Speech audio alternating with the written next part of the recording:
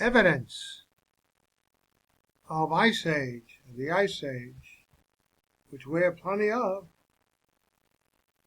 points to a recent catastrophic worldwide flood.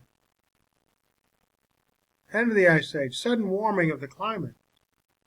Geophysical and paleontological evidence indicate that the glacial age ended rather suddenly. Both the evidence of foraminiferal types, different species inhabit cold waters and warm waters, and oxygen isotope composition in the carbonate of their shells, the ratios of these isotopes, is also dependent upon water temperature. They unite in indicating a somewhat sharp change from glacial to temperate conditions. The data indicate a rather sudden change from more or less glacial conditions to postglacial conditions.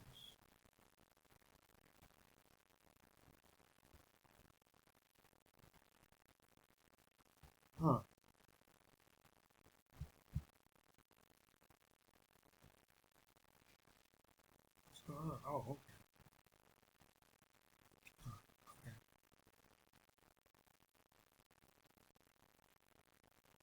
Got myself back there.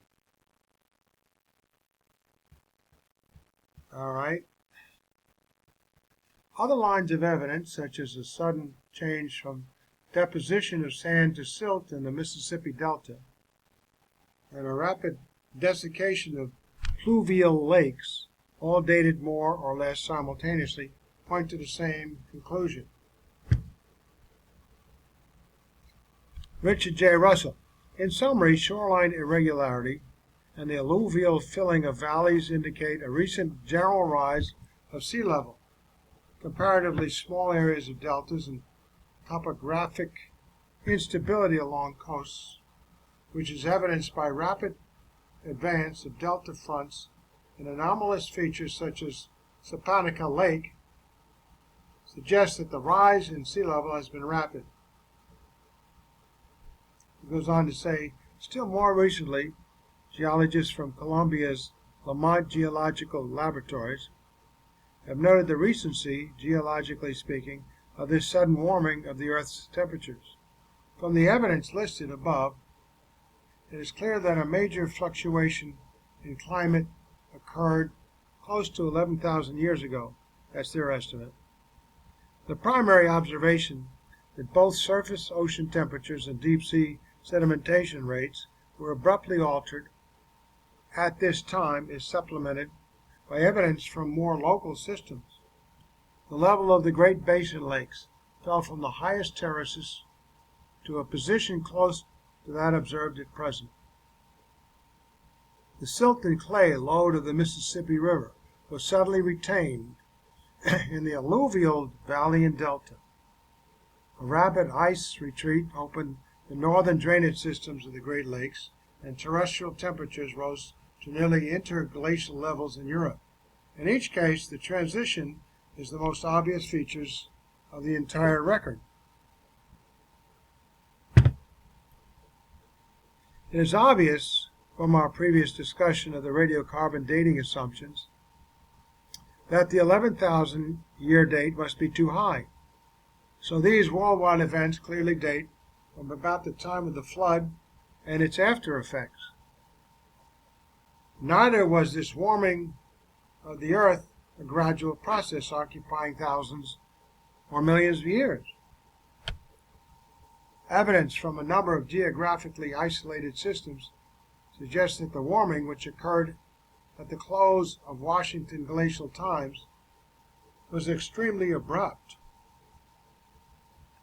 It seems there must have been a rather abrupt warming of the climate in order for the glaciers to melt and the oceanic temperatures to change as rapidly as the evidence indicates.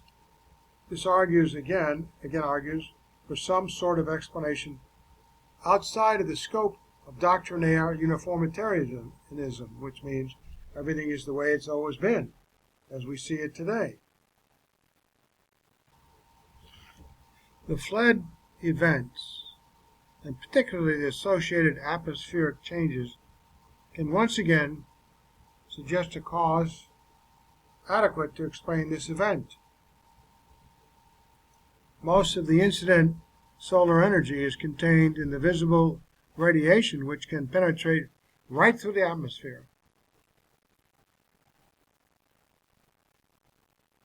The Earth remits the energy it receives from the sun, but being a much cooler body, it does so mainly in the infrared region of the spectrum. Infrared radiation is strongly absorbed by water vapor, carbon dioxide, and ozone. These constituents, therefore, act like the glass of a greenhouse. They trap the outgoing energy. The effect is of the utmost importance, for without it, the mean surface temperature would be lower by almost 40 degrees centigrade and life could not exist. Worldwide flood. D.R. Bates. These three constituents, water vapor, ozone, and carbon dioxide, must have been present in large amounts in the antediluvian atmosphere. The first water vapor we have already discussed in connection with the infrared canopy, the waters above the firmament. Ozone would have been by reaction of the sun's ultraviolet radiation with molecules of oxygen and water vapor as at present.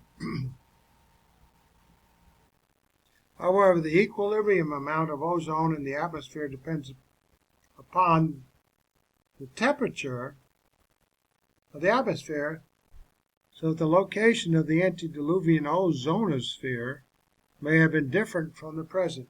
The amount of carbon dioxide in the atmosphere is a function of the amount of carbon producing and carbon extracting mechanisms on the Earth's surface. Through the process of photosynthesis, carbon dioxide is taken out of the air and used in plant growth, then returned to the air through the processes of expiration, decay, excreta, burning, and so on. Also, the waters of the ocean exchange carbon dioxide with the atmosphere, the amount increasing as the surface temperature increases.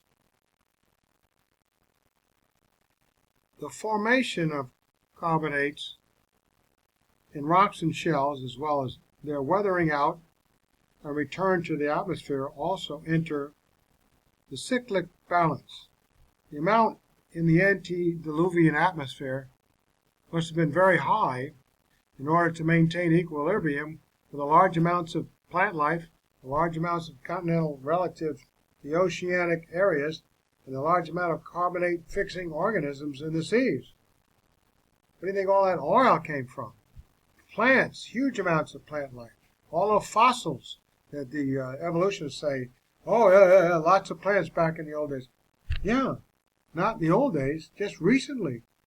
The effect of this large carbon dioxide and ozone concentration in the antediluvian atmosphere augmented the effect of the canopy in maintaining the global greenhouse effect and in shielding the Earth from harmful short-wave length radiation coming from the sun and outer space. With the flood, these balances were all profoundly modified. All that water came down. The frozen ice canopy above the Earth that protected the Earth from dangerous ultraviolet radiation, and lifespans were much shorter, and lots of plants and people were able to stay longer alive and procreate. The vast areas of plants were buried, and their carbon content was concentrated in coal seams. Extensive bodies of organic materials were converted into petroleum hydrocarbons. The deluge, worldwide flood, precipitated the atmospheric ozone and carbon dioxide. In all probability, along with the ice canopy, temporarily partially denuding the atmosphere of these continents.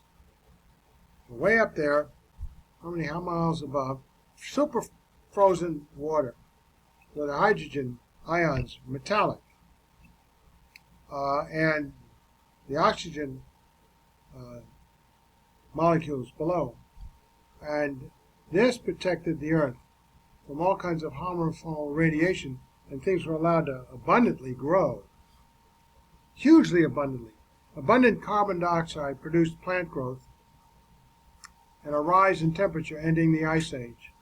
The lowering of the atmospheric temperature after the flood, as a result of these atmospheric changes, especially in higher latitudes, certainly supplies a potent mechanism for initiating glaciation of continental magnitudes.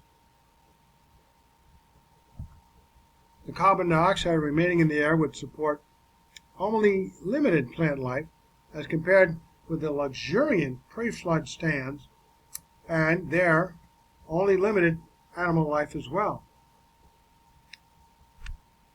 However, in time, there is no doubt but that the shielding effect of the firmament canopy would have been at least in part restored by the formation of the following. The ozonosphere would have soon formed in essentially its present character once the new hydrologic cycle was established and more or less stabilized.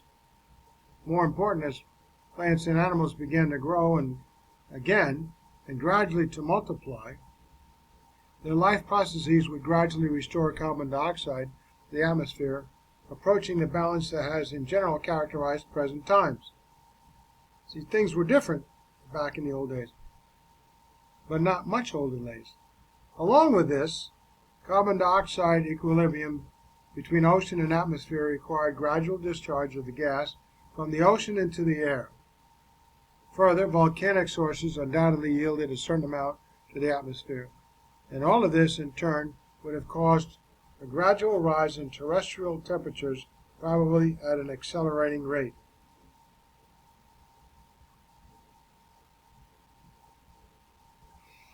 One might think from the destruction of plant and animal life on the Earth's surface by the worldwide flood deluge would likewise have enriched the air with CO2 rather than reduced it through burning and decomposition. However, most of the organic matter was evidently trapped in the sediments and buried. But undoubtedly, many of the higher animals must have floated on the waters after death, finally decaying, and thereby have contributed to the atmospheric reservoir of carbon dioxide. There's a huge amount, especially the higher, more complex animals. Simpler ones, the more solid shellfish, they're all at the bottom of the ocean. Likewise, much plant life also must have decayed on the surface without burial. There is no doubt, therefore, that in view of the sparsity of living organisms on the Earth in the early years after the flood, there was an excess of carbon dioxide over that necessary to support whatever life might be able to grow. And as the much reduced continental areas began to be repopulated by plant and animal life, and as seawater gave up a portion of its excess CO2 into the atmosphere, it is highly probable that the CO2 content of the atmosphere began to increase, and thereby terrestrial temperatures likewise.